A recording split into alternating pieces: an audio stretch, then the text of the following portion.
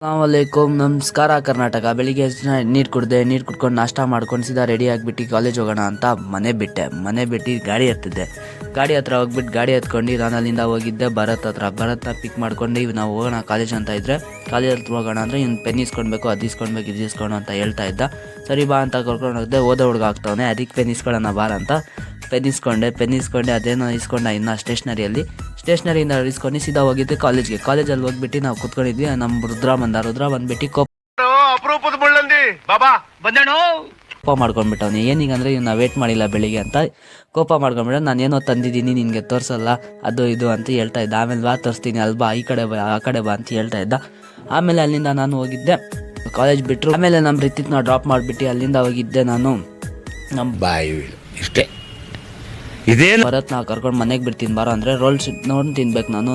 ನಮ್ಮ ಮನೇಲಿ ಏನೂ ಮಾಡಿಲ್ಲ, ಬಾ ತಿನ್ನೋಣ ಅಂತ ಹೇಳ್ದ. ಸರಿ ಬಾರೋ ಅಂತ ರೋಲ್ ತಿಂದ್ಬಿಟ್ಟು ಅಲ್ಲಿಂದ ಇವನ್ನ ಬಿಟ್ಬಿಟ್ಟು ಬಂದರೆ ಮನೆ ಹತ್ರ ಫುಲ್ ಟ್ರಾಫಿಕ್ ಜಾಮು.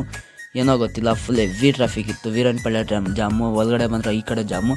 ಸೀದಾ ಅಲ್ಲಿಂದ ಆಮೇಲೆ ಮನೆಗೆ ಬಂದು ನೋಡಿದ್ರೆ ಇವಳಿದ್ರು ನಮ್ಮ ಮಾಮ ಮಗಳು ಬಂದಿದ್ಲು. ನಮ್ಮ ಮಾಮನ ಬಂದಿದ್ರು, ಹಿಡ್ಕೊಂಡು ನಮ್ಮ ಅಕ್ಕದು ಲಿಪ್ಸ್ಟಿಕ್ ಎತ್ಕೊಂಡು ಹಚ್ಚು ಅಂತ ಹೇಳ್ತಾ ಇದ್ಲು. ಸರಿ ಬಾ ಹಚ್ತೀನಿ ಅಂತ ಇವಳನ್ನ ಇಟ್ಕೊಂಡು ಸ್ವಲ್ಪ ಹಚ್ಚಿದ್ದೆ.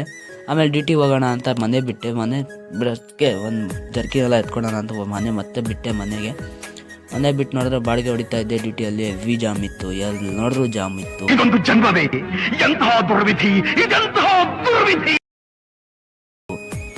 ಏನಂತ ಹೇಳೋಕ್ಕಾಗಲ್ಲ, ಬಂಪರ್ ಟು ಬಂಪರ್ ಜಾಮ್ ಆಗಿತ್ತು. ಅದರಿಂದ ಬೇಜಾರಾಗ್ಬಿಟ್ಟು ಗಾಡಿ ನಿಲ್ಲಿಸ್ಬಿಟ್ಟು ನಾಳೆ ಸಿಗೋಣ. ಇಷ್ಟೇ ಇವತ್ತಿನ ವ್ಲಾಗ್.